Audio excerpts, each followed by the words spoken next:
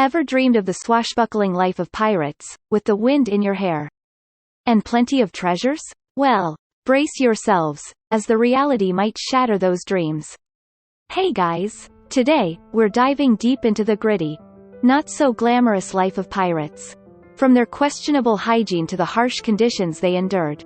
Let's debunk the myths and uncover the truths of the high seas. If you find this video interesting, please support us by hitting the like button. Now, let's get started. Adventure stories about pirates are very popular, and have been made into movies and comic books. In stories, pirates are often romanticized as adventurers on the endless sea, surrounded by treasures and merriment. But did historical pirates truly lead such thrilling lives? You may be thinking that pirates are not heroes of justice as depicted in comic books, since they are criminals and thieves of the sea. That's right. They are not the protectors of the weak, but rather the attackers. They were far from the idealized image that children often have. But that is only the beginning. I'll delve into their living conditions and health. Life aboard a pirate ship was unimaginably harsh. Let's go on a journey to find out how harsh the life of these pirates was. However, the reality of their lives and appearance was far from refreshing, often making one want to turn away. For pirates spending extended periods at sea, maintaining dental hygiene was a challenge. First of all, when pirates were at their most active in the 18th century, the only routine dental care was chewing on a chewing stick. Chewing sticks were like toothbrushes that had existed since antiquity. But they were not toothbrushes as we know them today, but rather just the tips of twigs that had been ripped or unwound. They chewed on these instead of using toothbrushes. However, for pirates who spent most of their time at sea, obtaining such twigs suitable for brushing teeth was not easy. There are no trees on the sea. Even if they had brushed their teeth, they would not have been able to afford to rinse their mouths, because fresh water was very precious on the ship. There was only a limited amount of fresh water available for drinking and cooking. The pirates' mouths were therefore said to have been in a very poor condition. And it was not only their mouths that were unclean, but also their bodies. It was quite rare for pirates to wash their bodies. Even if they did wash their bodies occasionally, they had to do so with seawater, not fresh water, which was naturally a precious commodity. Some people might think that jumping into the sea to wash off their sweat would be a pleasant experience. However, it was not that easy. There is a theory that many pirates could not swim. We have an image that pirates who live by the sea must have loved the sea. But in fact, they did not seem to want to swim in the sea. It may seem a little hard to believe that people who live by the sea cannot swim. However, pirates lived on ships, not on the sea. So not everyone could swim, even if they could handle a ship well. Many didn't learn to swim and were afraid of the water. Also, many of the pirates believed that there were monsters in the sea, and they were afraid that if they jumped into the sea, they would be attacked by monsters lurking under the ship. Because of this, many of the pirates did not know how to swim, and stayed as far away from the ship as possible for fear of sea monsters. It was not a life of jumping off the ship into the sea and being exhilarated. In the first place, washing oneself in seawater was not good for the skin, and accidentally swallowing seawater was also a risk. Pirates did not wash their mouths or bodies while they were on board, and they lived their lives soiled all over. The life of pirates was quite unhygienic. But another indispensable factor in understanding the state of hygiene is the toilet. In fact, in the days of the pirates, not only pirate ships, but all ships did not have toilets equipped with toilet seats like today's toilets. What were toilets like in those days? This hole is called a head, and its structure is quite simple. It is simply a board with a hole in it. If you did your business facing the hole, what you took out would fall into the sea, and that was all. These holy toilets were called heads, because they were typically located at the front, or head, of the ship. You might think that it must have felt quite refreshing to have your business done at the front of the boat. But this was only the case when the weather was good and the sea was calm, and if the weather was bad, you would have had to dump your business into a bucket or pan and later throw it overboard. Just imagining the smell of the inside of a pirate ship with dirty bodies and clothes, buckets, toilets, etc., makes me feel seasick. Incidentally, Even today, the toilet on board a ship is called a head, because of the remnants of this era. Despite their personal hygiene shortcomings, pirates dedicated more time to maintaining the ship and its equipment than to their own cleanliness. In movies and cartoons, the focus is only on the adventures and battles of pirates. But what real pirates spent a lot of time on was very simple. Tasks such as ship maintenance. And the work was never easy. The deck had to be polished, broken parts repaired. And the blades and weapons used in battle had to be cared for. Every few months, they had to find a place to go ashore and thoroughly clean the ship. They had to go ashore, tilt the ship, and scrape off barnacles and mollusks that were stuck to the bottom of the ship. Failure to take care of these things could be fatal to the ship, as it would become infested with shipworms, also known as the termites of the sea, because they burrow into the ship. Ships are their home, their workplace, and their very reason for living.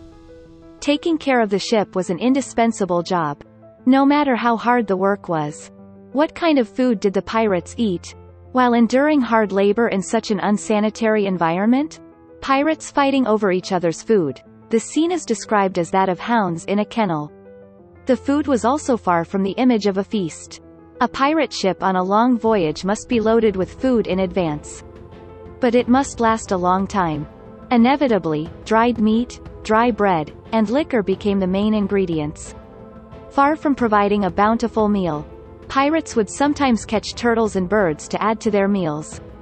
Other ingredients included eggs, fish, and even snakes. Garlic, olives, seasonings, and spices were also used, but again, not everything that could only be found on land could be used. Fresh fruits and vegetables were especially hard to come by, and the pirates' nutritional balance was not good. As a result, a certain disease spread among the pirates. Scurvy. It was a terrible disease caused by an overwhelming lack of vitamin C, which is found in fresh fruits and vegetables. William Clowes, a 16th-century English naval surgeon, described the condition of a patient with scurvy, a disease that is rarely heard of today. The gums rot down to the root of the teeth. The cheeks swell and harden. The breath becomes pungent, and the teeth eventually loosen and fall out. The dreaded scurvy raged not only on pirate ships but also among ships' crews for centuries. And it is estimated that between the 15th and 18th centuries alone, more than 2 million sailors died of scurvy. And scurvy was not the only disease that plagued the ships. Dysentery, influenza, smallpox, and a variety of other infectious diseases spread aboard the pirate vessels, which were crowded with crew members in extremely unsanitary conditions. To survive in such an unsanitary, dangerous, and harsh environment, pirates needed to have access to doctors, medicines, and medical equipment. A doctor was a must for pirates to prepare for various emergencies that might occur on a pirate ship. In order to secure doctors, pirates trained their crews in surgery, and sometimes assigned them to perform medical procedures. More aggressive was the use of force. Pirates would abduct doctors from hostile vessels, forcing them to board their own ships. Perhaps because of this forced acquisition of doctors, the names of surgeons who worked for the captains of infamous pirate vessels are always found in the history of the captains of such vessels. Some of them continued to work on pirate ships. Some were executed later when they were captured as pirates, and some were acquitted and released. Such doctors were busy treating injuries and illnesses, and their labor must have been hard. And it seems that medical treatment was not the only thing they were doing in such circumstances. Another job of the surgeons on pirate ships was that of barber, and in one 17th-century treatise on surgeons, it is noted that the outside world of the ship had razors and scissors of various sizes, so that they could shave and cut hair. Perhaps the skill of using razors and scissors safely in a rocking ship served a dual purpose, being useful both for grooming and performing surgeries. As for medicines and medical equipment, records show that these were found on actual pirate ships. That pirate ship is the Queen Anne's Revenge, the ship of the famous pirate Edward Teach, also known as Blackbeard.